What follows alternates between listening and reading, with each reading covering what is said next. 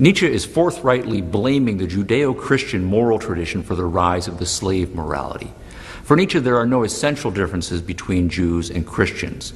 Jesus was a Jew who wanted to reform Judaism, and the ensuing split between Judaism and Christianity is a matter of two variations on the same theme.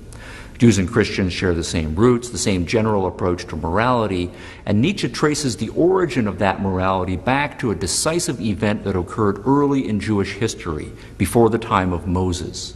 That event was the enslavement of the Jews in Egypt. If we recall our biblical history, the Jews were for a long time a slave people under powerful Egyptian masters. But at the same time, we also know that the Jews found a way to survive their enslavement. And while their former Egyptian masters have long since perished, the Jews have survived, spread across the globe, and found a way to keep their religion and culture alive despite often horrible adversity. How did the Jews do it? Here, Nietzsche says the Jews under slavery asked themselves some very practical and realistic questions about morality. If it is good to survive in this world, then what policies and actions will keep you alive? If you happen to be a slave in this world, then what policies and actions will keep you alive as a slave? What policies and actions, by contrast, are likely to get you killed? And if you are a slave who has children whom you desperately want to survive and see them grow up, then what will you teach your slave children about good behavior to increase their chances of actually doing so? Here, Nietzsche is saying that what is moral is not a matter of supernatural theological commandments that hold for all circumstances timelessly. Instead, what is moral is a matter of real-life practical circumstances, and different practical circumstances will call for different moral strategies. So, if you happen to be a slave, what strategy will be moral for you? That is to say, what morality will actually help you survive? If you are a slave, then you must obey the master. This does not come naturally. All living things, says Nietzsche, desire to express themselves. They want to express their power. So in order to obey the master, you must suppress your natural instinct and train yourself to become obedient. Or to take another example, suppose the master strikes you because you did something wrong. The desire for revenge arises naturally, but again you must suppress that desire and not act on it. You must train yourself and internalize obedience, forgiveness, patience, humility. Slaves who do not do this end up dead. Slaves who are proud, unforgiving, disobedient, impatient don't last long. Slave virtues thus have survival value. Slaves who internalize successfully humility, obedience, forgiveness, patience are the slaves who survive. And if you have children, those are the traits that you will drill into them if you want them to survive. Thus, slave virtues will become across generations cultural values. And so Nietzsche is concluding here that in this early decisive event in Jewish history, slave values became cultural values for the Jewish people. Notice that Nietzsche is saying that humility and obedience and so forth are moral not because some supernatural being commanded them to be so. Morality for Nietzsche has nothing to do with religion. Rather, those traits are moral because of down-to-earth, nitty-gritty, practical, how do I survive in a tough world of power struggles considerations. If you are a slave in such a world, then slave morality is a practical tool of survival. Now, of course, time passes and many people forget where their culture's moral code came from. Or they're passive and they don't think about it very much at all and simply accept the prevailing moral code. And even among slave peoples, there are many people who are sheep-like and don't especially mind being slaves. But others resent it, and here the story Nietzsche tells becomes darker. Some of those Jews who were living under Egyptian masters and later masters historically are human beings with a full human being's desire to live, to grow, and to express who they are. But as slaves, they cannot express it. To be a slave is to be frustrated constantly, and the more energetic and living you are, the greater your frustration. Such slaves will naturally start to resent their masters, and they will also start to hate themselves for having to do what the master says. How do you feel when your boss tells you to do something that you don't want to do? Do you tell your boss to take this job and shove it? or do you knuckle under silently and do what he says all the while resenting it? And if you knuckle under often enough and resent long enough, what does that begin to do to your soul? The pressure builds up. Not only do you start to hate the master, you start to hate yourself for being such a weakling and knuckling under. And that in turn causes unbearable pressure to build up inside, psychologically. And that is when psychologically ugly things start to happen.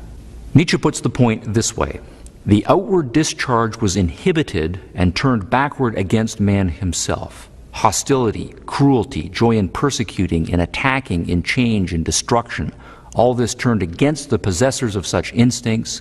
That is the origin of the bad conscience. So if you are one of those who has this bad conscience, how do you console yourself? How do you not descend into a self-destructive rage? How do you channel all of that pent-up energy and frustration in a safe direction that nonetheless lets you feel good about yourself?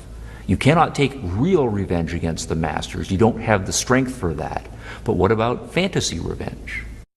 Here Nietzsche asks us to think about priests, those who are not your usual sheep-like followers of a religion, but who are cleverer, who are more ambitious and driven in their religion, and who feel more acutely the internal struggle between the natural animal drive for power and the demands of a morality that has taught them to be selfless and humble.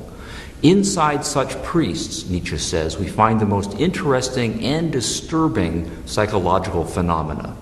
Nietzsche puts the point harshly. It is because of their impotence that in them hatred grows to monstrous and uncanny proportions. The truly great haters in world history have always been priests. And what are the priests of the Judeo-Christian tradition constantly talking about? Isn't it one big revenge fantasy? Such priests regularly tell their flock that it is good to be humble, meek, and obedient. But to whom is one to be obedient? Well, of course, one is to be obedient to God, but God is not often around. So in practical terms, being obedient to God means being obedient to God's representatives here on earth. And guess who they are? That is, of course, the priests. So this is one part of the strategy. Form a power base of a large number of people who are your obedient followers. You might not have the quality people on your side, but sometimes having a large quantity of people can be a powerful weapon. Another part of the sermon is to condemn those who are rich, powerful, and assertive, to demand that they give their money away to the poor, that they use their power on behalf of the weak and the sick, that they be like the lion that is to lay down with the lamb and not to eat it for lunch. But what is the point of all of these sermons against the rich and the powerful? Well, part of it is to give a consolation to those in your audience who are poor and weak. It plays on their natural envy of those who are rich and strong, and it gives them a satisfaction at hearing the rich and strong getting a tongue lashing. But the sermon is also meant as a direct weapon against the strong and the powerful, and it is meant to induce in them a sense of guilt and self-doubt about who they are and how they live. The moral sermon is a psychological weapon that the weak use in their battle against the strong, and of course the weak use a psychological weapon because physical weapons are not their forte. The priests never use physical confrontation against the masters, and the masters find it beneath their dignity to fight against an unarmed and to them contemptible enemy. Instead, the priests use morality as their weapon of confrontation. They praise the meek and condemn the strong. Judeo-Christian ethics, Nietzsche says, has waged deadly war against this higher type of man. It has placed all the basic instincts of his type under ban.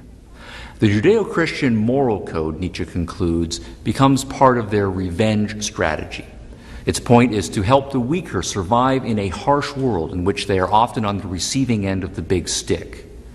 But its point is also to undermine the master type's confidence in themselves, to subdue them and eventually to bring them down so as to exact a spiritual revenge.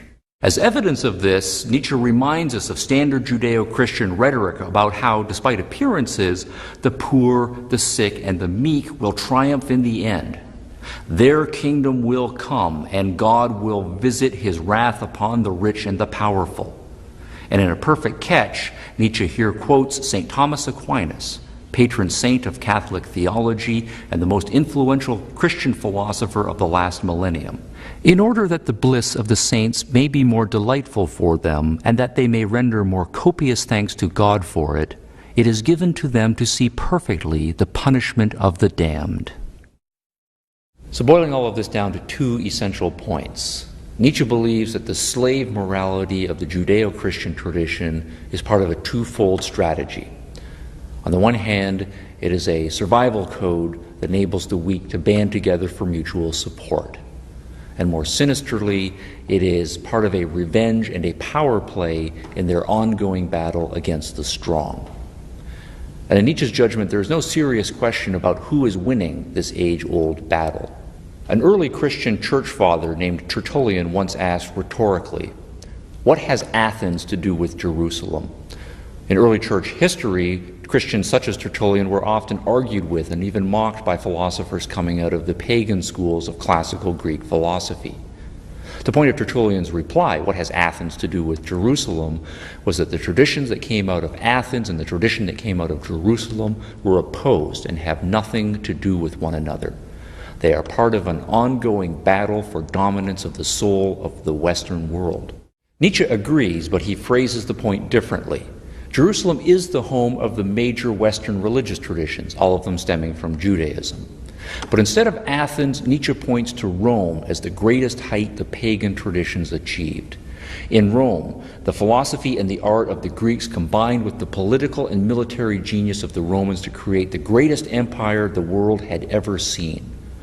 So in Nietzsche's reading of history, the great battle for the soul of the Western world is Rome versus Judea.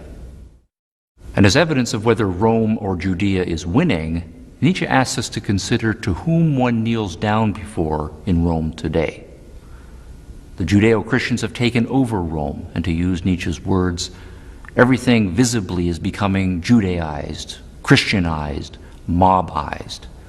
The chief slave has for a long time established his camp and planted his flag right in the center of what was the greatest master empire the world had ever seen.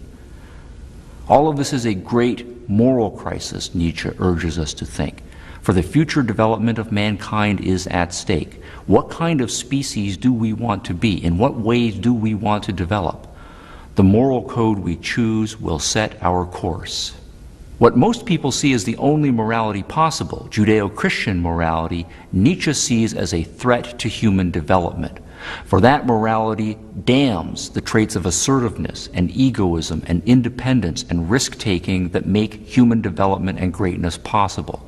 And that same morality praises smallness and meekness and falling on your knees in shame, all traits that undermine human greatness.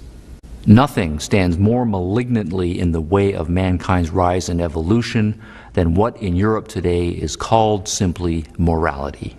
So the current dominance of the Judeo-Christian moral code is an unhealthy development that must be overcome. The fate of the human species depends on it.